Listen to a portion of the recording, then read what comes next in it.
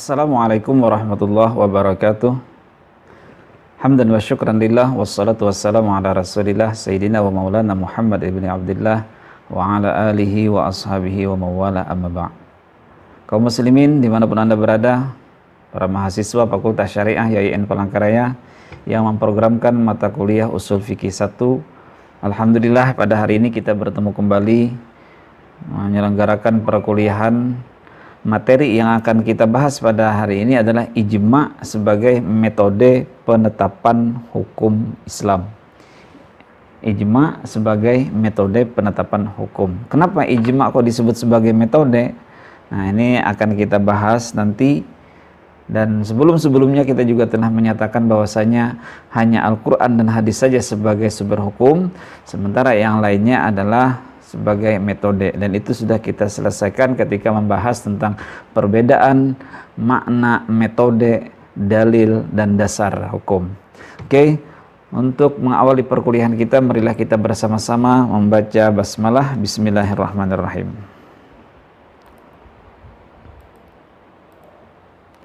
Ijma, pengertian ijma itu apa sih? Nah, ijma adalah kesepakatan atau konsensus para ulama tentang permasalahan hukum Islam. Jadi ijma ini adalah sebuah kesepakatan. Intinya adalah kesepakatan atau konsensus para alim ulama tentang permasalahan hukum Islam di satu masa. Di satu masa setelah masa Rasulullah SAW. Itu ijma namanya. Inti dari pengertian di sini yang pertama adalah kesepakatan. Itu pertama kata kuncinya dulu ya, kesepakatan. Yang kedua, siapa yang melakukan kesepakatan itu? Yang melakukan kesepakatan itu adalah para alim ulama. Tentang apa saja yang disepakati? Yaitu tentang hukum Islam, permasalahan hukum Islam. Nah, kapan? Yaitu pada satu masa. Artinya tidak di masa Rasulullah. Kalau di masa Rasulullah, maka Rasulullah sebagai sumber hukum. Nah, di suatu masa, bisa tahun berapa, atau di tempat mana, di negara mana, yang jelas adalah setelah masa Rasulullah SAW. Berarti ada 5 kata kunci yang harus kita ingat terkait dengan ijma, pengertian ijma itu. Oke, mudah-mudahan bisa kita pahami bersama. Kita lanjut. Dasar hukum ijma. Apakah ijma ini punya dasar hukum? Apakah dia punya landasan yang kuat di dalam Al-Quran atau hadis? Nah, kita sudah menemukan bahwasanya misalnya dalam surah An-Nisa ayat 59 itu dikatakan Ati'ullah wa ati'ur rasul wa ulil amri minkum. Jadi taatilah kepada Allah, taatlah kepada Rasul, dan kepada ulil amri. Siapa ulil amri? Ulil amri ini adalah pemimpin. Dalam agama, khusus di bidang agama, ulil amri termasuk pemerintah. Jadi ketika ada apa yang dikatakan oleh pemerintah, misalnya terkait dengan awal bulan Ramadan, terkait dengan awal bulan Syawal. Nah, mestinya kita mengikuti apa yang dikatakan oleh pemerintah. Begitu. Atau mungkin dalam situasi-situasi tertentu ada fatwa dari MUI, dari ulama misalnya. Nah, mestinya kita mengikuti hal seperti itu. Walaupun memang kita mengakui juga bahwasanya kedudukan fatwa untuk di Indonesia bukan mengikat sebagaimana yang pernah kita bahas tentang ifta dan permasalahannya. Nah, kita kembali ke materi ini, bahwasanya ijma punya dasar. Dasarnya mana? Dasarnya adalah ulil amri tadi, pemimpin. Pemimpin ini tentu menetapkan satu persoalan berdasarkan musyawarah, rapat, dan segalanya. Mendengarkan masukan-masukan dari berbagai macam pihak, lalu kemudian diputuskan. Nah, ini adalah bentuk ijma. Istilahnya ada perkumpulan begitu, lalu menetapkan satu persoalan, itu termasuk ijma. Nah, gitu modelnya lah. Modelnya begitu. Artinya dia punya dasar loh gitu. Oke, kita lanjut kepada surah Yunus ayat 71, dikatakan fa'ajma'u amrakum wa syuraka'akum. Bulatkanlah keputusanmu. Nah, berarti kan kalau istilah bulatkanlah keputusanmu, itu berarti tidak hanya satu atau 2 orang, berarti banyak orang lain. Dan wa syuraka'akum, dan kumpulkanlah sekutu-sekutumu. Nah, Memang ayat ini sebagaimana yang kita jelaskan di sini, ini adalah ucapan Nabi Nuh alaihissalam yang menghadapi umat-umatnya yang menentang beliau. Nah, lalu beliau tentang umat itu, udah, bulatkanlah keputusanmu dan kumpulkan sekutu-sekutumu untuk membinasakan aku kalau bisa, gitu kata Nabi Yunus. Tapi yang kita ambil di sini adalah fa'ajma'u amrakum. Artinya bulatkanlah keputusanmu, berarti terjadinya konsensus, berarti terjadinya kesepakatan-kesepakatan yang dilakukan. Kira-kira bisa dipahami ya. Yang lanjut juga ada hadis Nabi, ummati la tajtami'u 'alal khata. Umatku, kata Rasulullah, tidak mungkin berkumpul itu untuk melakukan kesepakatan berbuat salah. Yo, kita kumpul di sini. Nah, apalagi yang kumpul itu kan tadi syaratnya siapa? Yang unsur yang mengikuti ijma tadi kan ulama, gitu kan. Nah, tidak mungkin kan ulama dikumpulkan lalu sama-sama melakukan keburukan. Tidak mungkin seperti itu. Ummati la tajtami'u 'alal khata, gitu kata Rasulullah. Nah, mana dasar ijma'nya? La tajtami'u, bahwasanya berkumpul tadi lalu mengadakan sepakatan. Nah, itu adalah dasar adanya ijma', artinya boleh melakukan ijma'. Nah, gitu. Nah, di sini pertama kita bahas unsur-unsur ijma'. Pertama, terkumpulnya para mujtahid dan semuanya juga terlibat dalam mendiskusikan masalah hukum yang sedang dihadapi. Beda dengan kayak orang yang duduk rapat, datang, duduk manis sambil main HP lalu senyum-senyum, itu beda. Jadi unsur-unsur yang dalam ijma' ini adalah yang terlibat di situ adalah para mujtahid, dan masing-masing mujtahid ini harus bicara. Jadi dia tidak datang numpang duduk doang kayak gitu, enggak. Dia ikut berbicara dan mendiskusikan persoalan-persoalan yang dihadapi saat itu. Misalnya tentang wabah corona ini gimana nih? Ya, misalnya kan wabah corona yang semakin melanda masyarakat dunia saat ini misalnya. Gimana dalam satu wabah, lalu melihat, mengkiaskan dengan apa-apa yang telah pernah terjadi pada masa yang dahulu terjadi wabah, bagaimana menghadapinya. Di situ masing-masing ulama, sampai-sampai mungkin misalnya tidak bisa sholat di masjid lagi misalnya untuk sementara dalam wabah ini misalnya loh, gitu misalnya. Seperti itu. Nah, maka dari hasil keputusan yang ditetapkan oleh para alim ulama tadi, bahwasanya mereka mendiskusikan, masing-masing mereka berdiskusi untuk menetapkan satu hukum. Yang kedua, harus ada kesepakatan di antara mereka yang diawali setelah masing-masing mujtahid mengemukakan pendapatnya.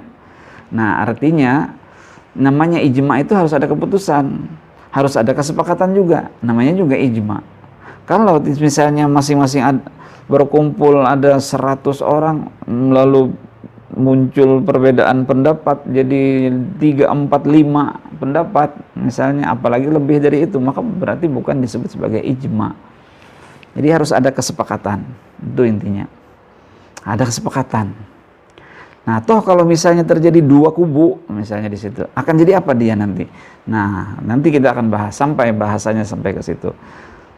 Oke ya, ada yang pertama terkumpulnya para mujtahid. Yang kedua harus ada kesepakatan. Yang sebelumnya masing-masing mujtahid itu wajib untuk mengemukakan pendapatnya. Jadi dia datang tidak hanya diam gitu, dia harus berbicara, menjelaskan. Maka berarti tentu yang hadir di situ adalah tidak sembarangan, istilahnya kan begitu. Memang betul-betul ulama lah. Yang ketiga, kebulatan pendapat harus tampak nyata, baik dengan perbuatannya, misalnya qadhi dengan keputusannya atau mufti dengan perkataannya melalui fatwa. Jadi kebulatan pendapat tadi waktu itu harus betul-betul nyata, terlihat gitu. Oke, kata qadhi kami putuskan begini, misalnya seperti itu. Hukum yang disepakati adalah hukum syara dan tidak ada disebutkan secara rinci dalam Al-Quran. Nah, jadi yang diijma'kan itu adalah terkait dengan hukum syara. Makanya kalau ijma' bahasanya memang artinya konsensus gitu kan.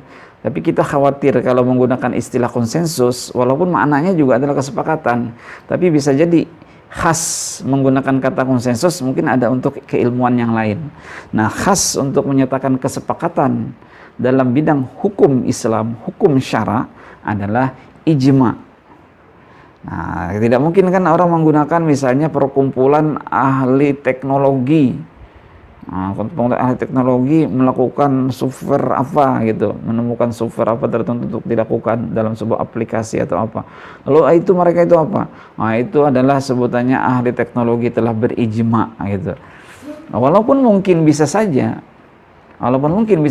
menggunakan istilah seperti itu, tetapi kita khasnya bahasa kesepakatan para ulama tadi adalah menetapkan hukum syara, khususnya hukum syara. Yang selanjutnya, ijma harus bersandar pada Al-Quran dan hadis. Oke. Jadi Al-Quran, ijma tadi harus bersandar kepada Al-Quran dan hadis. Nah, ini bersandar ini kan macam-macam juga pemahamannya. Artinya bisa saja namanya bersandar itu bisa secara langsung, secara eksplisit, secara terlihat memang ada dalilnya, tapi bisa jadi juga bahwasanya yang namanya bersandar itu adalah secara tidak langsung, secara implisit dia memang bersandar dengan Al-Quran hadis, dengan ayat-ayat umum atau hadis-hadis yang umum, atau seperti itu. Nah, selanjutnya yang melakukan ijma adalah orang-orang yang memenuhi persyaratan ijtihad. Kita sudah membahas tentang ijtihad kemarin, apa syarat-syarat mereka. Nah, orang yang berijma ini adalah orang yang memenuhi persyaratan. Jadi nggak bisa lah istilahnya kalau tidak ikut persyaratan. Atau misalnya diperlukan ilmu, misalnya masalah perbintangan, astronomi, maka tentu ulama yang menguasai ilmu kitab fikih klasik atau modern itu tidak mungkin juga dia ikut untuk menetapkan masalah astronomi. Jadi dihadirkanlah ahli di bidang astronomi yang memenuhi persyaratan ijtihad. Ijtihad mana? Ijtihadnya ahli astronomi, yang gitu. Kalau menurut orang ahli astronomi, ini pakarnya Pak untuk mengetahui itu. Berarti dia sudah memenuhi syarat ijtihad di bidang astronomi. Gitu ceritanya. Jadi yang mengikuti itu adalah ini. Atau misalnya orang ada berbicara tentang masalah persoalan misalnya tentang persoalan wabah corona misalnya. Atau bicara tentang kesehatan alat-alat medis yang lain, ya, macam-macam lah kan, dari Bang ASI, inseminasi buatan, bayi tabung, macam-macam. Nah, itu ditanya, maka tentu kalau bertanya kepada ulama yang hanya belajar kitab fikih klasik ataupun modern, dia tidak membidangi seperti apa bentuk bayi tabung itu, seperti apa prosesnya, bagaimana pembuatannya, bagaimana. Nah, dia perlu ada tenaga medis untuk mengikut dalam acara ijma, dalam kegiatan ijma itu. Nah, ketika mendengarkan penjelasan dari ahli medis ini tadi, pakarnya tadi, maka ulama baru menetapkan status hukumnya. Nah, gitu. Jadi tidak sembarangan juga ulama mentang-mentang dia ikut ijma, semuanya bisa diputuskan tanpa bersinergi dengan orang-orang yang ahli di bidangnya itu. Misalnya pendidikan, maka kita undang pakar pendidikan membicarakan tentang ini, lalu ulama baru menetapkan hukum. Oke ya, kita lanjutkan. Para mujtahid tersebut adalah orang yang berusaha menghindarkan diri dari perbuatan fasik, ya jelas itu sudah pasti. Nah, ulama itu kalau berbuat fasik ya udah bermasalah lah sebenarnya, begitu. Beda halnya memang terkadang dalam satu masa kita mengalami krisis ulama. Jadi siapa sih yang disebut ulama, yang bagaimana? Kita melihat susah karena apa? Karena agak kabur, kelihatannya ulama tapi kayaknya enggak, kelihatan enggak tapi kayaknya ulama, begitulah modelnya. Ini di satu masa terkadang mungkin ada seperti itu. Tingkatan ijma. Nah, kita membahas tingkatan ijma. Ijma ini ada dua tingkat. Yang pertama ijma sharih, shad, ra, ya, ha, sharih. Yang kedua ijma sukuti, sin, kaf, waw, ta, sukuti. Apa itu ijma sharih? Ijma sharih adalah kesepakatan para mujtahid baik melalui perkataan ataupun melalui perbuatan terhadap masalah hukum yang disepakati. Setelah berkumpul seluruh ulama di satu tempat, misalnya membicarakan satu persoalan apa, bicara, lalu mereka masing-masing mengungkapkan pendapatnya, mengeluarkan dalilnya. Bisa jadi di antara mereka awalnya adalah terjadi perselisihan, terjadi perdebatan di antara ulama ini tadi. Wajar hal yang seperti itu, tapi ud'u ila sabili rabbika bil hikmah wal mau'izatil hasanah. Tetap berpegang dengan mau'izatil hasanah. Ketika pun terjadi perdebatan, wajadilhum billati hiya ahsan. Bagaimana caranya kita supaya lebih baik berdebat itu? Nah, setelah mereka terjadi perdebatan dan segalanya, di akhir acara, di akhir kegiatan, masing-masing menyatakan bahwasanya saya sepakat hukumnya begini. Nah, atau ditunjukkan dengan perbuatan. Oke, misalnya saya sepakat, ditunjukkan dengan perbuatan yang memperlihatkan bahwasanya dia itu adalah sepakat. Itu namanya ijma' sharih. Artinya seluruh ulama yang hadir di situ menyepakati. Itu syaratnya. Baik diucapkan ataupun diperlihatkan melalui perbuatan. Nah, kemudian ijma sukuti. Nah, ijma sukuti itu sukut itu artinya diam. Berarti ketika terjadinya kesepakatan, ketika terjadinya proses ijma, maka di antara para ulama ini ada yang diam, ada yang berpendapat, ada yang menyatakan abstain, saya tidak punya pendapat. Nah, kalau hal seperti itu, atau mungkin juga begini, ijma ini hanya dilakukan di daerah ini saja. Anggaplah mungkin di Indonesia misalnya, ijma'nya hanya ulama-ulama Indonesia, tidak melibatkan seluruh ulama di dunia Islam sana. Maka kedudukan ijma' yang saya jelaskan ini tadi, itu termasuk ijma' sukuti. Ada ijma' ulama yang terkumpul semuanya di situ misalnya, tapi ternyata di antara mereka ada sebagian tidak bicara, no comment. Nah, maka tingkatan ijma itu masuk ke ijma sukuti. Atau ijma itu hanya dilakukan di satu daerah atau bahkan satu negara tertentu, maka kedudukan ijma tadi termasuk dalam ijma sukuti. Kira-kira jelas ya? Nah, kita lanjut. Kehujahan ijma syarih gimana sih? Kekuatan ijma syarih itu gimana? Menurut jumhur ulama, apabila semua rukun dan syarat ijma terpenuhi, yang kita unsur-unsur ijma tadi sudah terpenuhi, maka hasil ijma menjadi hujjah yang qat'i. Maksud qat'i itu pasti hukumnya. Artinya sudah diterima oleh semua ulama yang merupakan representasi dari masyarakat yang ada. Nah, jadi kedudukannya adalah hujjah yang kuat dan yang qat'i malah. Dijadikannya hasil ijma tersebut sebagai hujjah yang qat'i karena sandarannya adalah Al-Qur'an dan hadis begitu. Makanya tadi la tajtam ya ummati 'alal khata'. Tidak mungkin umatku itu, maksudnya para ulama, berkumpul di satu tempat menyepakati untuk melakukan perbuatan yang salah. Tidak mungkin seperti itu. Oke. Jelas ya? Jumhur ulama menyatakan apabila sudah dilakukan secara semuanya oleh para ulama, maka dia masuk ijma syarih, dan kedudukan ijma syarih adalah hukum yang dihasilkannya adalah termasuk hukum yang qat'i, kuat.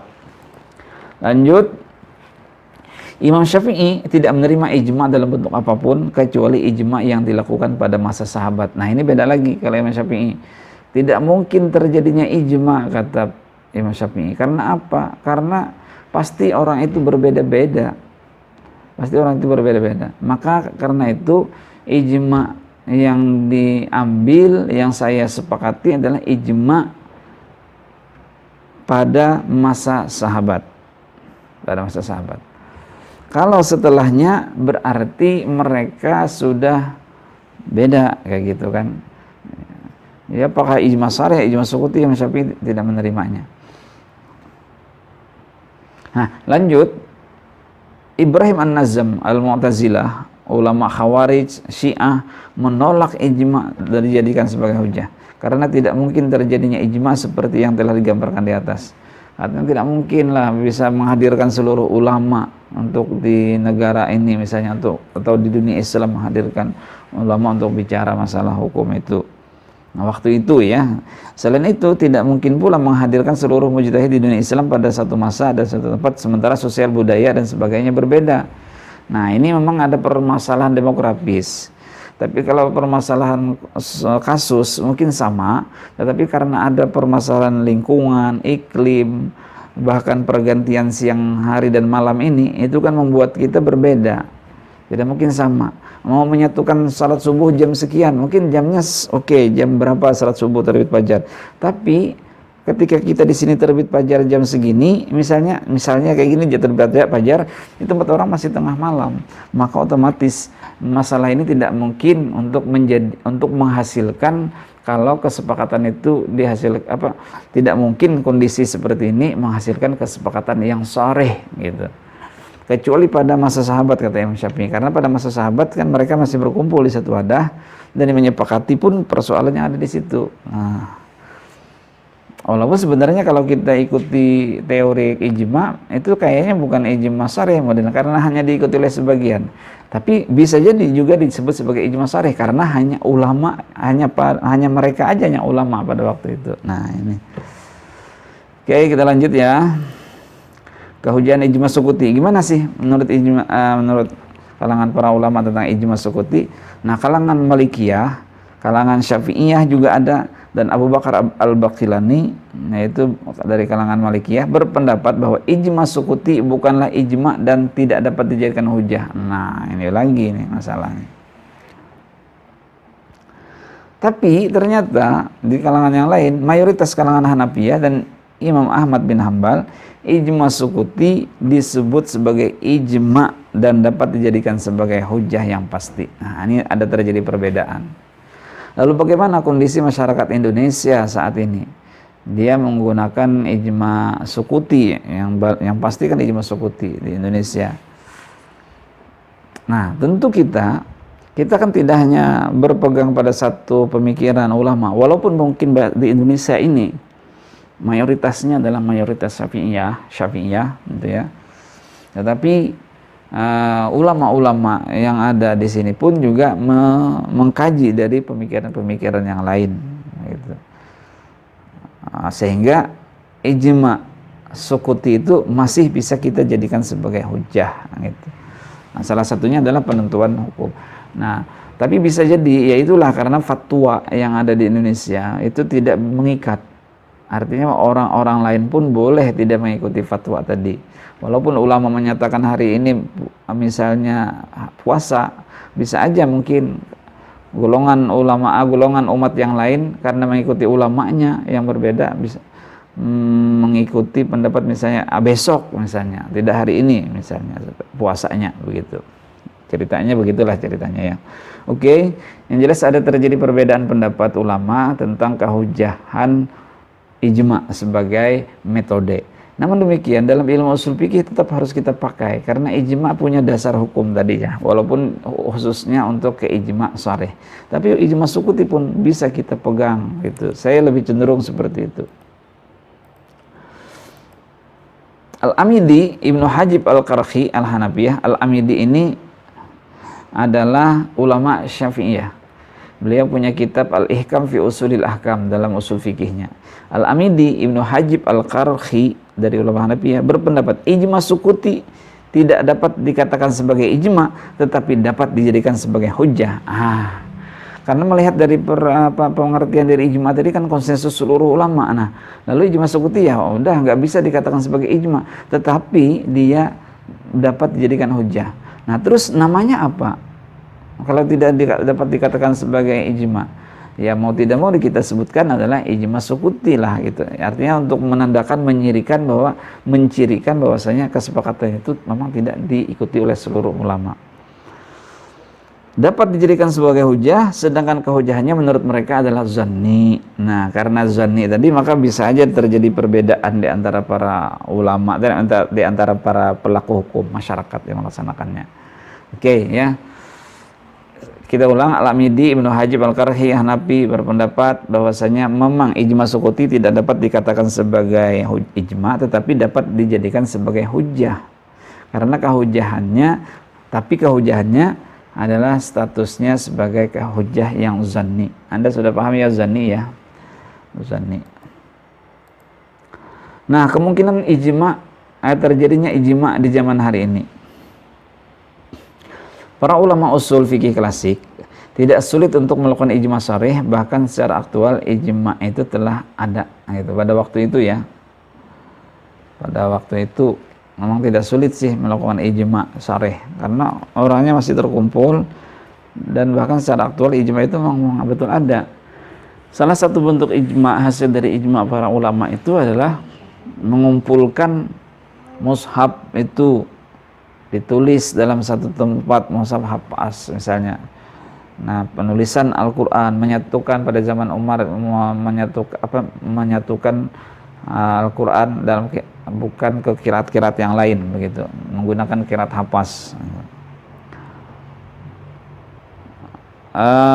Termasuk ijma pada masa sahabat adalah pengangkatan, walaupun memang ada perbedaan gitu terjadi di antara para sahabat, tetapi para ulama, para sejarawan mengatakan bahwasanya itu adalah termasuk kesepakatan pengangkatan Abu Bakar sebagai khalifah.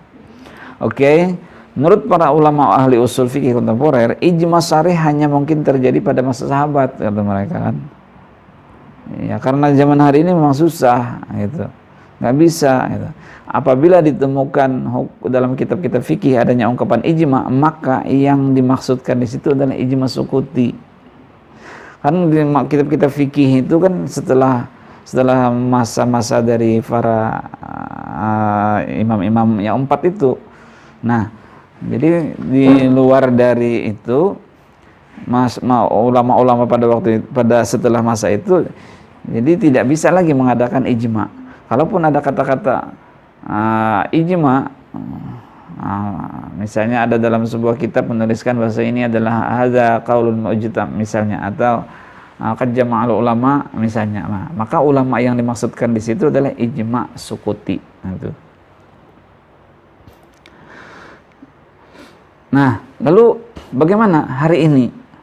Nah, kalau para ulama mengatakan bahwasanya tidak mungkin terjadi ijma, tapi kalau hari ini beda dong. Hari ini sudah ada aplikasi-aplikasi yang bisa bertemu di ujung dunia ke ujung dunia yang lain. Banyak aplikasi-aplikasi, model-model pembelajaran electronic learning hari ini, e-learning, pembelajaran elektronik itu juga sudah banyak menggunakan aplikasi-aplikasi. Tinggal duduk di rumah atau di satu tempat bisa berkomunikasi dengan yang lain. Bahkan dilakukan secara gratis hari ini, tinggal punya kuota internetnya saja, maka sudah bisa dilakukan. Artinya bahkan dalam sebuah aplikasi itu diinformasikan itu mencapai sampai 250 orang bisa ikut serta dalam satu kegiatan itu. Nah, penuh laptop kita ini dengan foto-foto, mungkin kepala-kepalanya aja yang kelihatan. Nah, di ini masih bisa dijadikan sebagai metode untuk menyepakati satu persoalan hukum. Nah, persoalannya apa saja? Gitu. Persoalannya apa saja? Nah, ini karena problem kita ini problem perbedaan demografis, jadi mungkin hukum-hukum yang berkaitan dengan waktu, berkaitan dengan teknis tertentu mungkin tidak bisa kita sepakati. Tetapi kalau misalnya persoalan itu adalah persoalan umum yang dihadapi oleh seluruh umat manusia, salah satu misalnya tentang teroris.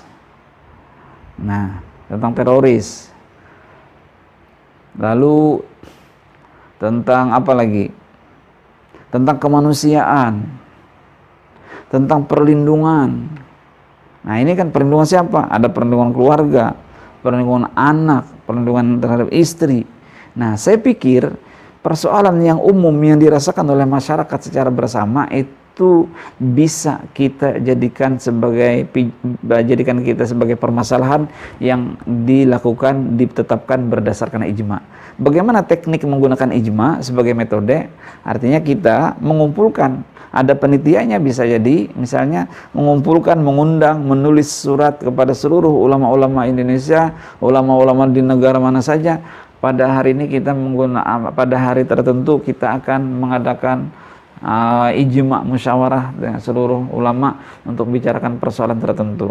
Nah, mohon hadir dengan membuka klik aplikasi tertentu. Nanti kami kirimkan alamat alamat ininya, alamat webnya, dan kemudian sekaligus ID ataupun password dan segalanya dikirimkan. Sehingga ketika ulama tadi membuka di laptop atau di televisi atau dimanapun tempat dia berada, atau di HP pun juga bisa, maka dia langsung langsung online dalam kegiatan di situ. Dia mendengar suara orang dan dia pun bisa bersuara kepada orang lain. Nah, itulah para jamaah, mahasiswa dan masyarakat sekalian, perkuliahan kita terkait dengan ijma ini. Nah, jadi ijma itu masih bisa kita lakukan pada zaman hari ini. Terima kasih atas perhatiannya. Mudah-mudahan ada manfaatnya. Marilah kita sama-sama mengakhiri perkuliahan ini dengan sama-sama baca hamdalah. Alhamdulillahirabbil alamin. Assalamualaikum warahmatullahi wabarakatuh.